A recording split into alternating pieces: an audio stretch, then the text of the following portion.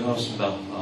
한택 예배 오신 여러분들을 진심으로 환영합니다. 오늘 출동 준비라는 제목으로 함께 말씀을 나누도록 하겠습니다.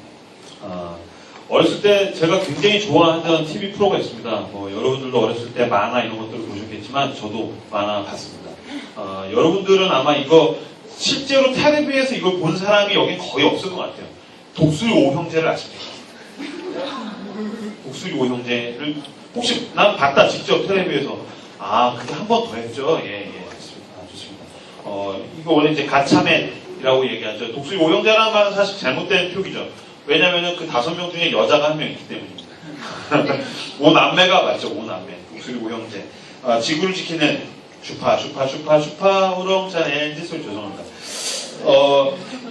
얘네는 굉장한 애들입니다. 지구를 지킨다는 분명한 사명이 있고 각자의 은사 중심의 또 분담이 있고 그리고 얘네들은 얘네가 진짜 성경적인 공동체인 이유는 뭐냐면 5이 합쳐야 하나의 피닉스가 되기 때문이죠. 아시는 분들은 아시겠죠. 5이 합쳐야 하나의 피닉스가 되지 하나가 빠지면 안 됩니다. 마찬가지로 우리는 하나의 몸된 교회를 지켜나가는 거죠. 그런 성경적인 공동체에 대한 만화를 어렸을 때 봤습니다. 어찌됐든 얘네는 이제 지구를 부수려는 우주 악마 알렉터와 싸우는 게 이 만화의 주된 내용입니다. 알렉터가 와서 막 부수고 있으면 이제 독수리 오형제가 출동해서 결국에 이제 권선징악이죠. 해피엔딩 이긴다라는 내용입니다. 제가 제일 좋아하는 장면이 있습니다. 제일 좋아하는 장면이 뭐냐면 그 플롯은 늘 똑같아요. 우주 괴물 알렉터가 와서 부수고 있어요. 막 부숴요. 그러면은 막 사람들 와 살려주세요. 그러면은 그걸 이제 남박사가 화면으로 이렇게 지켜보고 있어요. 그러다가 안 되겠군. 그럼 이제 남박사가 뒤에 이제 그 오형제가 있죠. 그러면은 남박사한테 이제 그 오형제가 얘기합니다. 박사님 출동시켜 주십시오. 제가 제일 좋아하는 장면. 박사님 출동시켜 주십시오. 그러면 남박사 독수리 오형제 출동 준비. 그러면 준비하고 이렇게 가가지고 뭐 의자 앉으면 막 삐르르 막 시그널 막 나오면서 엘리베이터 같은 게 쑥 내려가면 막 뭐 오토바이, 자동차, 뭐 장갑차 이렇게 날아타가지고 쫙 가서 결국에 알렉터는 뭐 미사일 몇 방 쏘면 다 뒤졌다고 그런 내용이에요.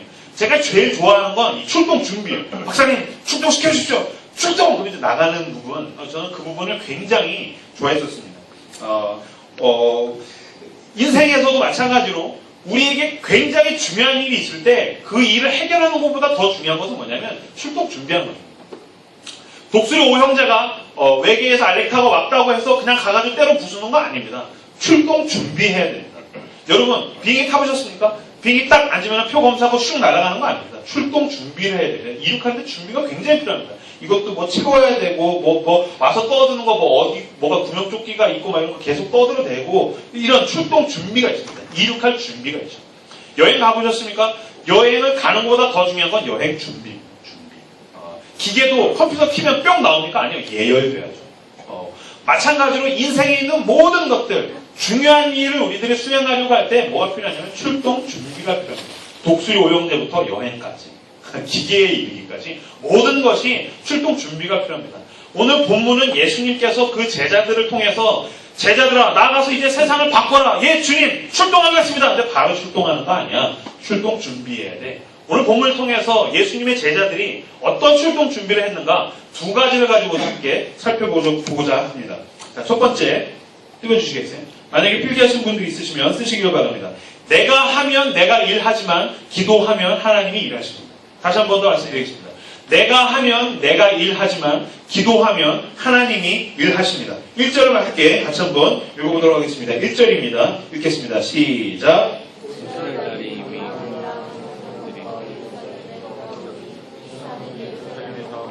아니요. 사도행전 2장 1절입니다.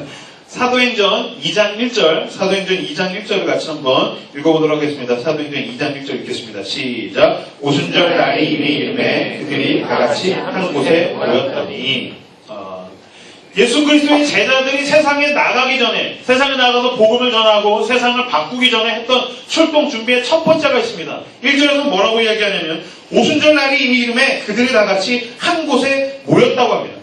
하나님께서 성령을 주시기 위해서 그의 제자들을 모았습니다.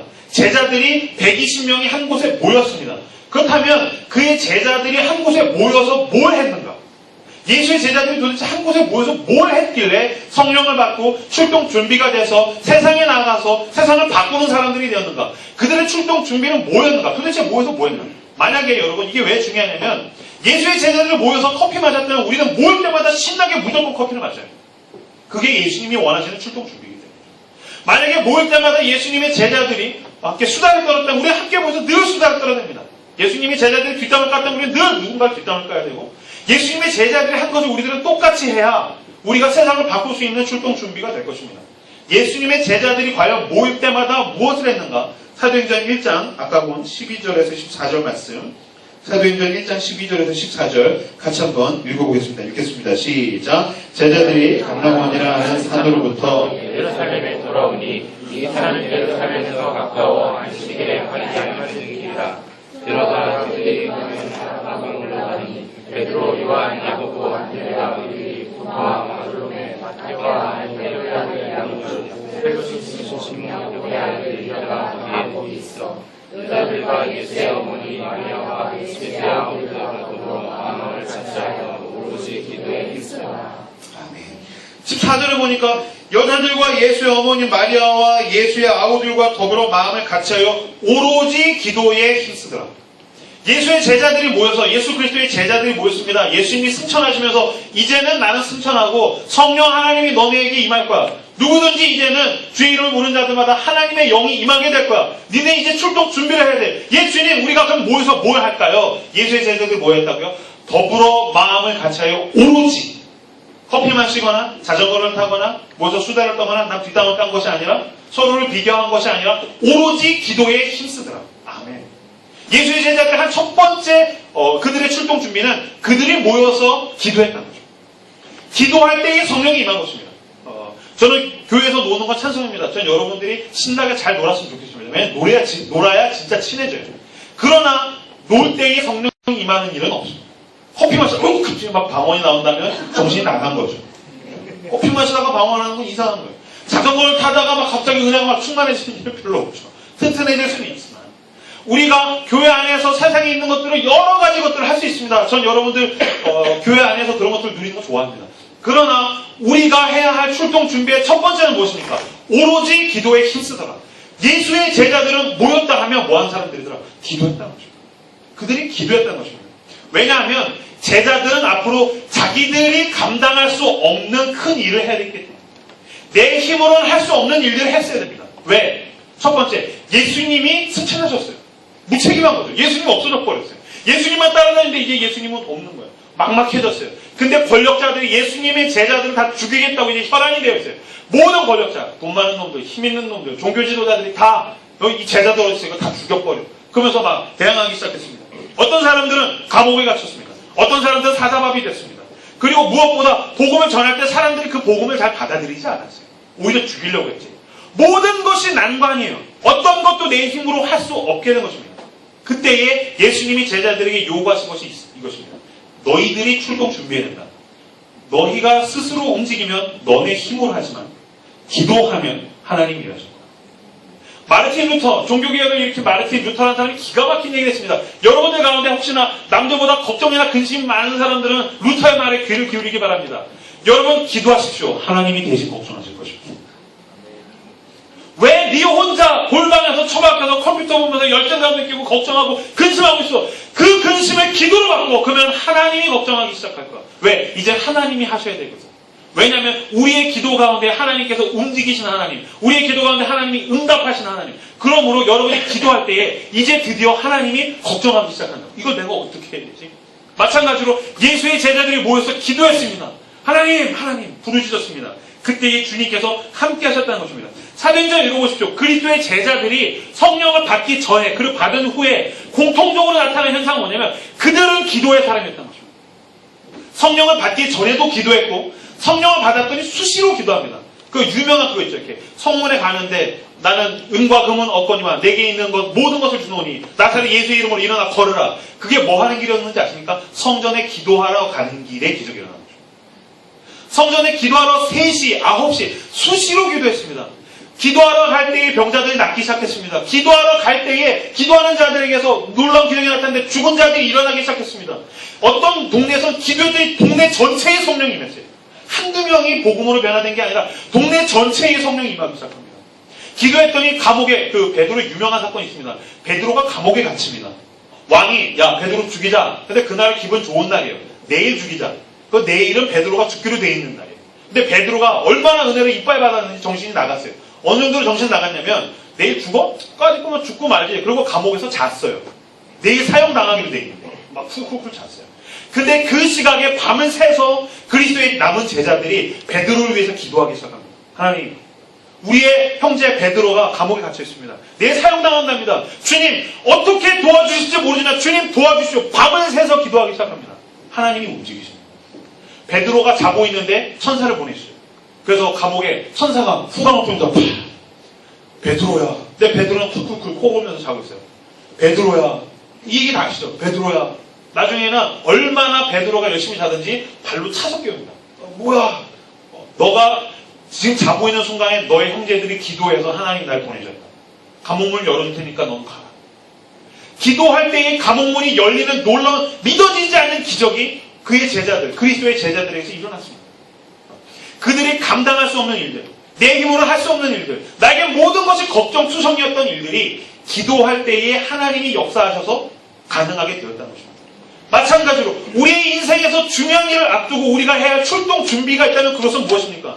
내가 감당할 수 없는 일들을 앞두고 걱정하고 근심하는 것만이 아니라 여러분들이 해야 될 첫 번째 출동 준비는 기도하십시오. 기도하십시오. 하나님께서 너의 기도를 들으시고 너 대신 하나님이 걱정하실 줄로 믿습니다. 기도는 하나님이 주신 백지수표입니다. 이 말은 제가 만들었지만 멋진 말입니다. 기도는 하나님이 주신 백지수표입니다. 무슨 뜻입니까? 냅두면 종입니다. 사용하면 거기서 무한한 능력이 나타나게 됩니다. 여러분 집 가운데에서, 여러분이 길 가운데서, 여러분의 학교에서, 여러분의 가정 가운데서 어디 있든 그 백지수표를, 하나님이 주신 백지수표를 늘 사용하는 기도의 사람들 다 되시기를 진심으로 축원합니다.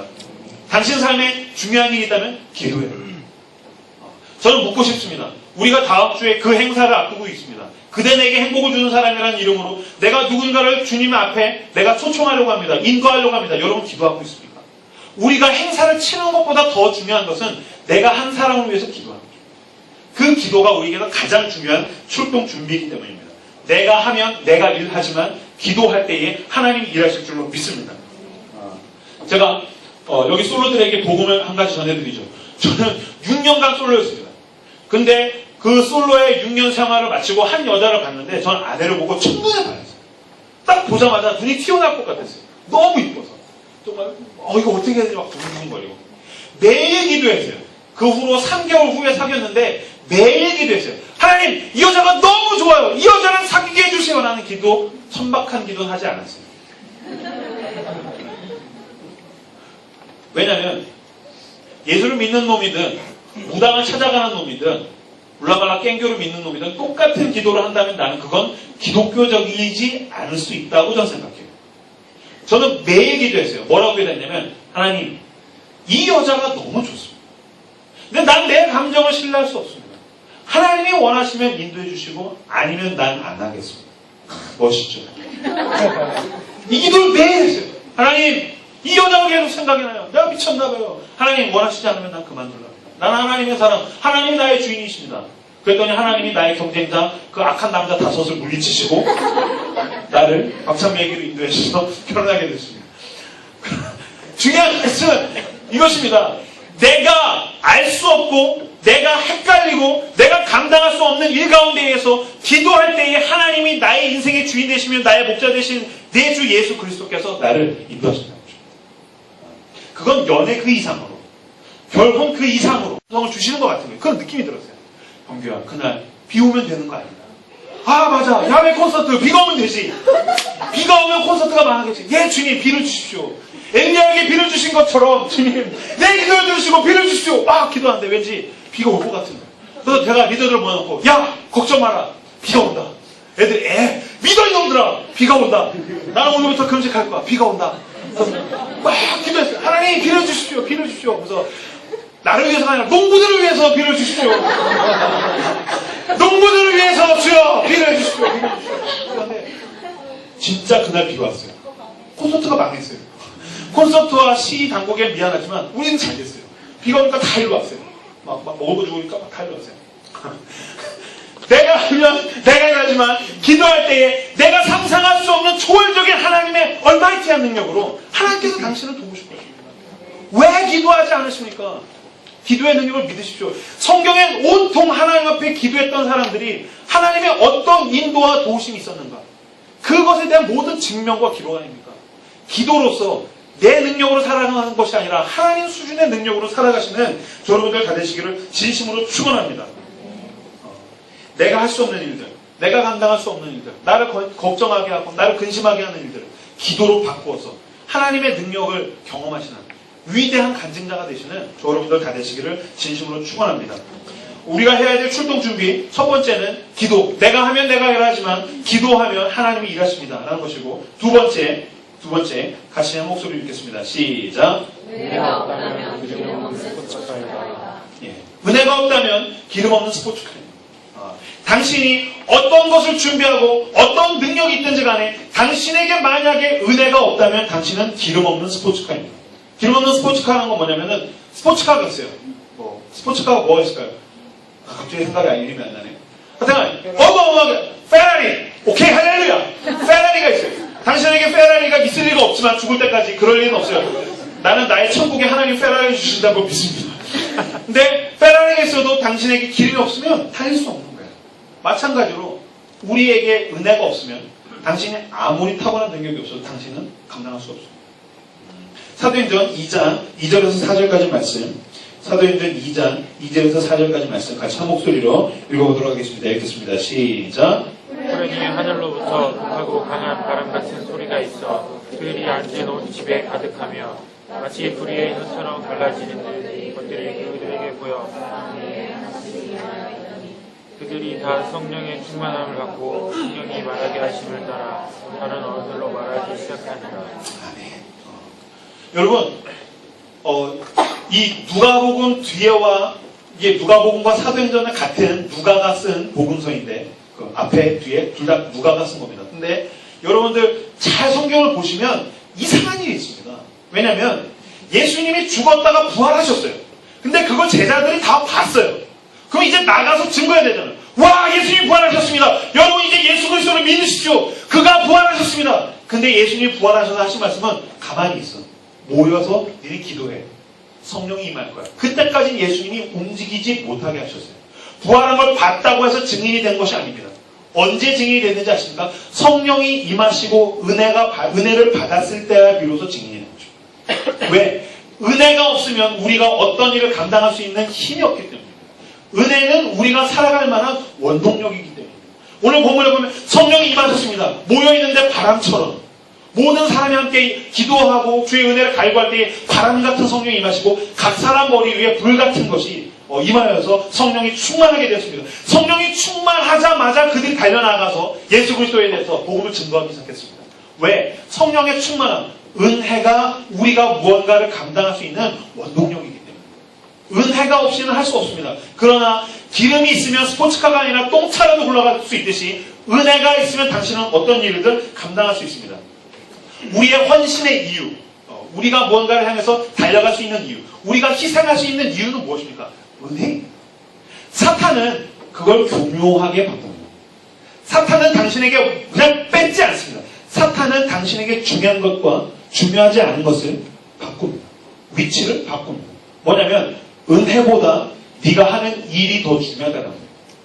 그래서 사탄이 제일 많이 쓰는 방식은 뭔지 아십니까? 은혜 없이 일하는 것입니다.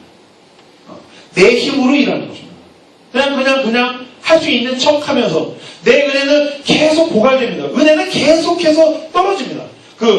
풍선 빵빵하게 불어넣으면 신기한 일이 있죠. 어디 구멍 뚫은 것도 아닌데 냅두면 자연스럽게 바람이 빠지죠. 그래서 쭈글쭈글해져요. 한 보름 정도 지나면 쭈글쭈글해져요. 마찬가지로 우리가 은혜 받는 것도 그렇습니다. 수련할 때 은혜 이빨 받았다고 그게 1년씩 가는 바보는 세상에 아무도 존재하지 않아요. 은혜 받으면 일주일 정도 그냥 지나면 쭈글쭈글해져요. 슬슬 나도 모르는 사이에 바람은 빠져나가는 것입니다. 근데 사탄은 은혜 빠져나가는 거에는 내가 바라보지 못하게 하고 계속해서 그냥 일하라는 거예요. 교회에서 헌신하라는 거예요. 그냥 네가 할 수 있는 일을 더 열심히 하라는 거예요. 그러다 보니까 내가 은혜는 없는데 일이 많아지죠. 감당하는 게 많아지죠. 그러면서 부담이 점점 커져요. 갑자기 어느 순간에 사탄이 건들면 자빠지게 되는 것입니다. 은혜를 자꾸 뒤편으로 둡니다. 내가 은혜가 소멸되는 것에 관심을 없게 만들어줍니다. 그게 사탄이 쓰는 가장 큰 전략입니다. 여러분, 우리는 늘 예수 그리스도 앞에 십자가 앞에 나가서 내 은혜의 분량이 채워졌는가 늘 주님 앞에 점검해야 됩니다. 여기 운전하는 사람들, 우리는 운전하는 사람들은 일주일에 한 번씩 꼭 내가 이 기름의 게이지가 얼마나 차는가 점검하잖아요. 관심 없이 가면 멈춰요. 그건 주유소를 가야 돼요. 마찬가지로 여러분, 자신에게 있는 은혜의 게이지가 얼만큼 왔다 갔다 하고 있는가 여러분 관심 가지십시오. 점검하십시오. 어떻게든 주님 앞에 나가서 채우시길 바랍니다. 왜? 은혜가 없이는 우리가 아무것도 할 수 없는 사람들이기 때문입니다. 전 여러분들에게 정말 답답한 게 있습니다.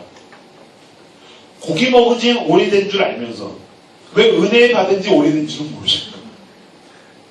삼겹살 먹은 지 2주일만 되면 내 안에서 기름기를 원하고 있어. 내 목이 칼칼해. 삼겹살 2주일만 안 먹으면 딸기를 치면서 왜 우리는 예수 그리스도 앞에 은혜 받은 게 2주일, 3주일, 한 달이 지나가는데 내가 은혜가 지금 뽕 빨랐구나. 앵꼬가 됐구나. 왜 우리는 그것에 대해서 점검하지 않는다는 것입니다. 날 잡아서 돈 모아서 맛있는 거 먹으러 가고 놀러 가듯이 주님, 내게 은혜가 지금 고갈되었습니다. 내가 은혜가 메마릅니다. 주님 은혜 부어주십시오라고 주님을 향해서 달려가시는 여러분들 되시길 진심으로 축원합니다. 리더들 몇 명이 이번에 굉장히 이쁜 짓을 했더군요. 이거는 제가 영화는 광고 잘 안 해주는데 이 리더들이 몇 명이 미쳤습니다. 미쳐가지고 한글날 어디를 가기로 했냐면 기도원을 가겠다. 그래서 그런 짓을 왜 하느냐? 그죠? 미친 거죠. 왜 한글날 기도원을 가겠습니까? 근데 그들은 기도원을 갖고 미쳐서 돌아왔습니다. 저는 그런 것들이 굉장히 중요하다고 생각합니다.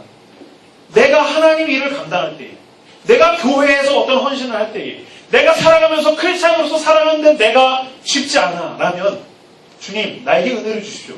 그러면 한글날 아니라 한글 하나님의 날이라도 주님 내가 어디를 가야 어떻게 은혜 받을 수 있겠습니까? 주님 나는 지금 메말라있습니다.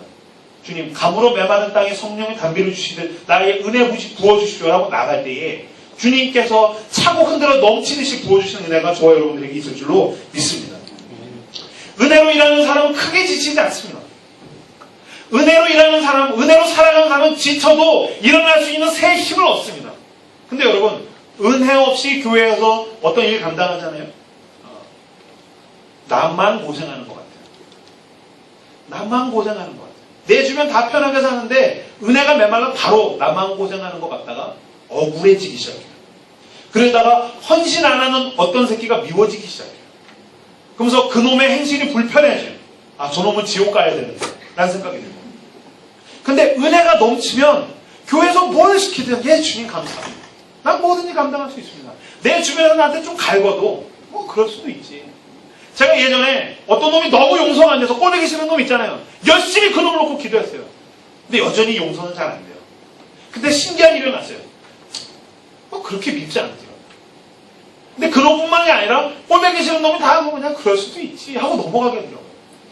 은혜는 윤활유 같아서 빡빡해진 것에 기름치는 거죠. 그러나 은혜가 메마르면 모든 것이 삐걱거리기 시작합니다.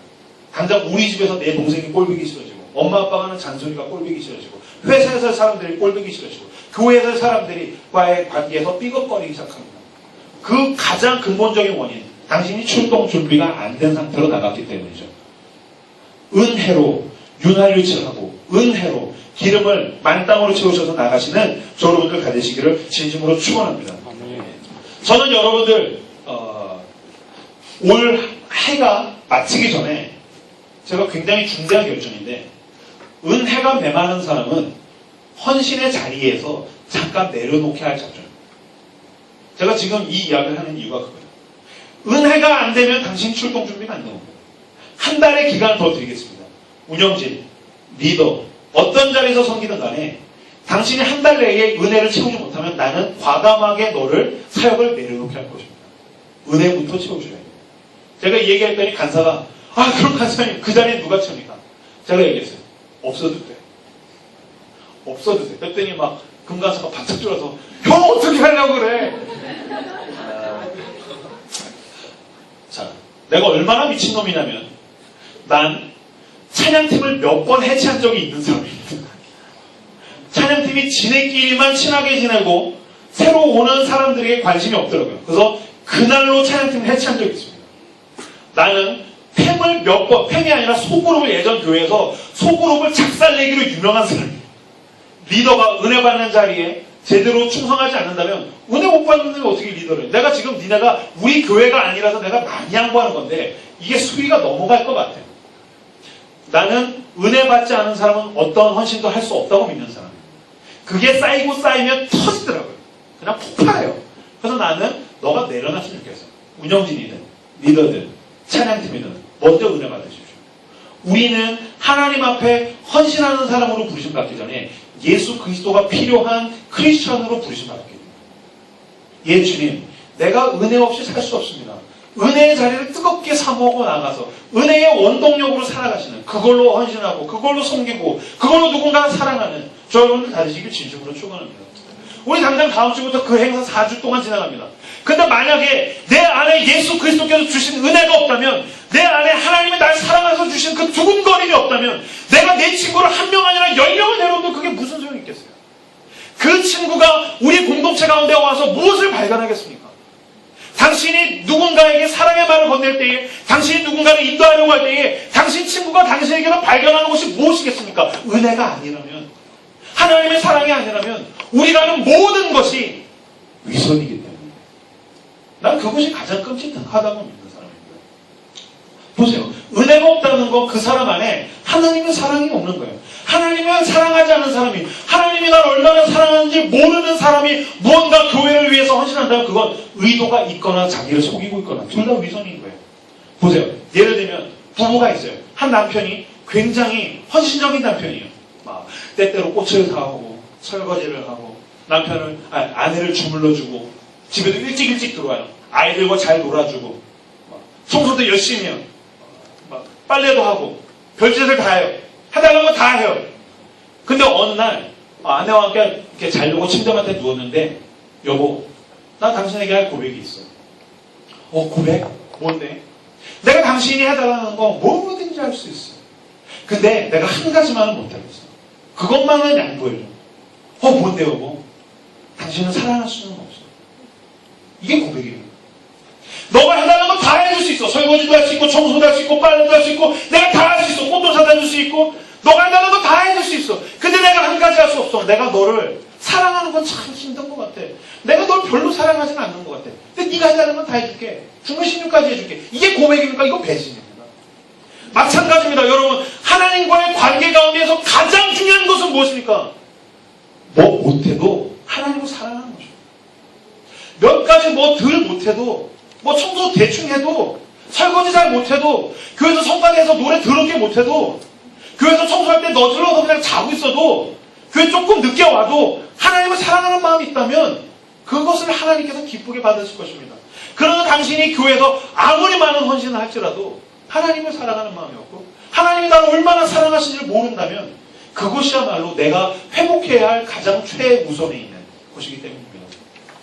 우리에게 가장 중요한 것 넘버원, 첫 번째는 무엇입니까? 은혜입니다. 은혜가 메마르면 모든 것이 스탑됩니다. 그러나 은혜가 있다면 우리는 이제 움직일 수 있을 것입니다. 은혜로 채우시는 저 여러분들 다 되시길 진심으로 축원합니다. 다행히 하나님은 여러분들이 은혜를 구할 때에 하나님 앞에 나아갈 때에 하나님 나를 채워주십시오. 내가 메말라 있습니다. 하나님 내 마음을 열겠습니다. 주님 나에게 주님이 필요합니다. 라고 주님 앞에 나아갈 때에 주님이 대충 주시거나 안 주시는 분이 아니라는 거예요. 하나님이 우리를 너무 사랑하시는 분이시라는 거예요. 언제든지 내가 구하면 내가 넘칠 정도로 부어주시는 분이시라는 거예요. 거기에 우리가 붙들고 믿을만한 키워드가 있습니다. 주님은 너가 오늘 저녁이라도 예 주님 솔직한 마음으로 고백하면 아니면 오늘 설교가 끝난 다음에 기도할 때 예 주님 솔직한 마음으로 주님 앞에 고백하면 기도하며 나아가면 당신이 이번 주 가운데 예 주님 나를 채워주십시오. 조금만 기도하고 조금만 말씀을 펴고 조금만 주님께 관심사를 준다면 주님은 당신을 넘칠 정도로 은혜를 부어주시는 하나님이십니다. 제가 지난주에 예배를 마쳤는데 솔직히 마음이 안 좋았어요. 왜냐하면 당장 우리가 그 행사를 그대에게 행복을 주는 사람이라는 이름으로 전도 집회를 딱 2주 앞두고 있잖아요. 근데 이 전도 집회가 그냥 컨택트 사람 불리는 것이 아니라 나는 교회들이 한 교회 한 교회가 전도 집회를 하기 힘드니까 우리가 함께 전도 집회를 해서 친구들을 초청하면 여기서 전도 집회를 같이 하고 각자 교회로 적응시키면 이것이 얼마나 좋은 일인가. 막 기획하면서 마음이 두근거리고 열심히 우리가 준비했는데 이게 미흡한 거예요. 그리고 지난주 오히려 예배도 막 줄어든 거예요. 막 마음이 무너지더라고요. 예배 마치고 갔는데 뭐 여러분 눈치 못 챘죠? 제가 그 정도 교묘하고 교활한 인간입니다. 예배를 다 드리고서 이제 집에 가가지고서 이렇게 책상 앞에 딱 앉았는데 마음이 무너지는 거예요. 이게 전도 집회 괜히 4주짜리 한다고 내가 미쳤지. 이게 될까?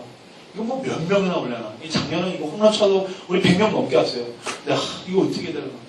근데 막 그때부터 이제 막 안 좋은 마음에 빠지는 그 프로세스를 여러분 아시죠? 하나가 스물스물 올라오고 3개, 5개가 올라오면 그때부터 그 블랙홀에 빠지듯이 이렇게 막 선잡혀요. 그래서 막 그때부터 금교진이 미워지고 막 간사진들부터 막 리더들, 운영진들 막 애새끼들 꼴보기 싫어지고 막 나만 혼자 고생하는 것 같고 이게 뻘짓인가 막 내가 왜 이러고 있나 하면서 막 결론은 누가 미워지냐면 하나님이 미워지죠. 하나님 내가 지금 욕하고 싶은데 내가 이렇게 고생하면 좀 도와줘야 되는 거 아니야. 하나님 도대체 위에서 뭐 하고 있는 거야? 내가 뭐 기도를 안 해서 뭘 안 해서 하나님한테 너무 마음이 진짜 마음이 와르르 무너졌어요. 도저히 안 돼서 말씀을 읽었는데 어디를 폈냐면 쭉 읽다가 어디가 나왔냐면 마가복음 4장 35절 이하입니다. 같이 한번 찾아보겠습니다. 마가복음 4장 35절부터 41절까지 한 목소리로 읽도록 하겠습니다. 읽겠습니다. 시작. 그날 저물 때에 제자들에게 이르시되 우리가 저편으로 건너가자 하시니 그들이 우리를 떠나 예수님께 짐들을 모시고 가되 다른 배들도 함께 하더니 큰 광풍이 일어나며 물결이 이에 부딪혀 들어와 배에 가득하게 되었다. 예수께서 공물에서 배를 들고 주시더니 제자들이 깨우며 이르되 선생님이여 우리가 죽게 된 것을 돌보지 아니하시느냐 하니 예수께서 깨어 바람을 꾸짖으시며 바다더러 이르시되 잠잠하라 고요하라 하시니 바람이 그치고 아주 잔잔하시더라. 이에 제자들에게 이르시되 어찌하여 이렇게 무서워하느냐 너희가 오직 믿으며 오느냐 하시니 그들이 심히 두려워하여 서로 말하되 우리가 누구에게 바람과 바다도 두려워하느냐. 마음이 막 무너져서 성경을 이렇게 보는데 마가복음 35절부터 여러분들이 읽으신 이 부분이 나왔습니다. 이 부분은 어떤 부분이냐면 예수님과 제자들이 함께 배를 타고 갔습니다. 근데 풍랑이 왔어요. 풍랑이 갑자기 어마어마한 풍랑이. 이게 어느 정도로 어마어마한 풍랑이냐면 예수님의 제자 중에는 대부분 가장 많은 직업군이 뭐죠? 어부입니다. 바다에서 잔뼈가 굵은 사람들이고요. 그러니까 여간한 태풍 같은 경우는 뭐 우습게 여기는 거고 막 출렁출렁하고 괜찮아 하는 정도인 거예요. 근데 이 풍랑이 얼마나 심했냐면은 이제 죽었다라고 느낄 정도예요. 그 베테랑 어부들이 감당이 안 될 정도로 뭐라고 하냐면 배에 부딪혀 물결이 큰 광풍이 일어나서 물결이 배에 부딪혀 들어와 배에 가득하게 됩니다. 배에 물이 막 이빨이 채워질 정도로 와 이대로 잠기겠구나. 배가 부서지겠구나. 예수님 어디 계십니까? 근데 예수님이 배 밑에서 베개 베고 주무시고 계십니다. 막 어부 제자들이랑 막 제자들 몰려가서 예수님 어딨어? 찾아갔는데 예수님이 주무시고 계십니다. 그 예수님 앞에 제자들이 뭐라고 얘기합니까? 제자들이 깨우며 이르되 선생님이여 우리가 죽게 된 것을 돌보지 아니하십니까? 어떻게 주무실 수 있어요? 나 죽게 생겼는데 어떻게 잘 수 있어요? 이 사람이야? 제자가 죽게 됐는데 배가 이런데 지금 어떻게 잘 수 있어? 딱 제 마음이었어요. 예수님 하나님 지금 뭐예요? 혹시 자는 거 아니야 하나님? 하나님 자요 지금? 잠이 와요? 나는 지금 망하게 생겼는데 내가 망해야 직성이 풀리시겠어요? 도와줘야 될 거 아니야? 도와줘야 될 거 아니야? 사람이 고생을 하면 도와줘야 될 거 아니야? 하나님 도대체 뭐 하는 거야? 하나님이 나한테 하는 일이 뭐가 있어요? 막 그러면서 마음이 너무 무너져서 하나님 주무시는 거 아닙니까? 어떻게 하나님 이렇게 안 도와줄 수 있어요? 하나님 날 도와줘야죠. 혹시 주무시는 거 아니에요? 그게 딱 제 마음이었어요. 근데 오늘 본문에 보니까 예수님이 어떻게 하십니까? 예수께서 39절 예수께서 깨어 바람을 꾸짖으시며 바다더러 이르시되 잠잠하라 고요하라 하시니 바람이 그치고 아주 잔잔하여지더라. 제자들이 깨웁니다. 어떻게 주무시고 계십니까? 우리가 지금 죽게 생겼습니다. 예수님이 그제서야 일어나서 배 위로 올라가십니다. 그리고 바람을 꾸짖습니다. 어떻게 바람을 꾸짖었는지 모르겠어요. 얘는 바람 보이는 사람은 어땠는지 모르겠는데 바람을 꾸짖고 바다더러 이르시되 잠잠하라 고요하라 하시니 바람이 그치고 아주 잔잔하였습니다. 제가 이 말씀 앞에 다시 그 마음이 꿈틀꿈틀거리는 걸 느꼈어요. 주님께서 저한테 말씀하신 것 같아요. 야, 뭐 죽게 됐다고 난리야. 뭐가 그렇게 망하게 됐다고 난리야.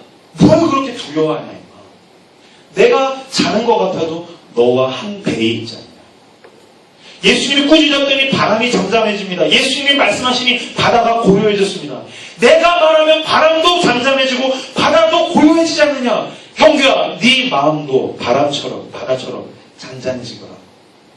영어 성경을 보니까 Why are you so afraid? 네가 뭘 그렇게 두려워하냐?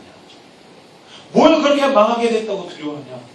내가 뭘 잔다고 안 도와준다고 두려워하냐? 내가 자는 것 같아도 너와 한 배에 있는 거야. 제가 그 말씀 앞에서 다시 마음이 꿈틀꿈틀거리고 주님 부어주신 은혜로 다시 일어나는 것을 느꼈습니다. 그럼 내 마음이 다시 회복되기 시작했습니다. 기도했습니다. 예 하나님, 내가 지금 곤경에 처해 있지만 예 주님, 내 눈앞에서 뭔가 되는 것 같지 않지만 내 주님, 내 앞에서 여전히 어려운 가운데 있지만 주님이 나와 한 배에 있다는 걸 내가 믿습니다. 주님이 나의 기도를 들으실 것을 알겠습니다. 주무시는 것 같아도 주님께서 나의 기도 가운데 응답하신다는 걸 내가 알겠습니다. 내가 두려워하지 않겠습니다. 나의 주님이 주님, 내 마음을 바람처럼 바다처럼 잠잠하고 고요하게 해주십시오. 그리고 주님, 내 삶 가운데 함께 하셔서 우리의 사역 가운데 함께 하셔서 주님, 당신의 은혜와 능력이 부어지게 해주십시오. 난 주님을 믿습니다. 내가 주님과 한 배에 있습니다. 아멘!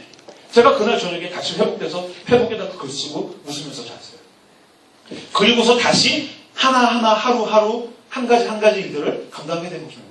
여러분, 은혜는 우리가 살아갈 수 있는 원동력입니다. 은혜 없이는 내가 아무것도 감당할 수 없습니다. 주님이 은혜 부어주시지 않으면 나는 어떤 것도 할 수 없습니다. 사탄이 일이 먼저라는 그 거짓말로부터 벗어나십시오. 주님의 은혜 가운데 나오십시오. 주님이 부어주신 은혜 자리에 무릎 꿇으십시오. 말씀을 펴십시오. 기도하십시오. 주님께서 은혜 부어주십시오. 당신의 마음이 회복될 것입니다. 내가 언제 자빠져 있었지? 라는 식으로 다시 일어나 주님이 원하시는 그 걸음을 뚜벅뚜벅 걸어가시는 저 여러분들 다 되시기를 진심으로 축원합니다. 하나님의 은혜만이 무너진 나를 회복시킵니다. 하나님의 은혜만이 내가 약할 때에 강함 되십니다. 하나님의 은혜만이 나와 동행하시며 나를 지키시며 내가 감당할 수 없는 것 가운데에서 나를 꿋꿋하게 굳건하게 세우신 줄로 믿으시는 저 여러분들 다 되시기를 진심으로 축원합니다. 말씀을 마무리 맺겠습니다. 우리가 해야 할 출동 준비 두 가지가 있습니다. 당장 다음 주에 그 행사가 있고 여러분들 삶들 가운데에도 아마 많은 것들, 내가 감당하기 쉽지 않은 것들이 있을 것입니다. 하나님이 이 시간, 얘야, 형규야, 너가 출동 준비해야 된다. 예, 주님, 내가 뭐 하면 되겠습니까? 첫 번째, 내가 하면 내가 일하지만 기도하면 하나님이 일하십니다. 예, 주님, 내가 기도로 출동 준비하게 해주십시오. 두 번째, 너가 은혜가 메말라서는 삐걱거리고 그러다가 흔들리고 부서질 뿐이야. 은혜를 채우고 가라. 예, 주님, 내게 윤활유와 내게 원동력인 은혜가 필요합니다. 나에게 은혜 부어주십시오. 스포츠카처럼 달려가는, 질주하는 내가 될 것입니다. 사모하시는 저 여러분들 다 되시기에 진심으로 축원합니다.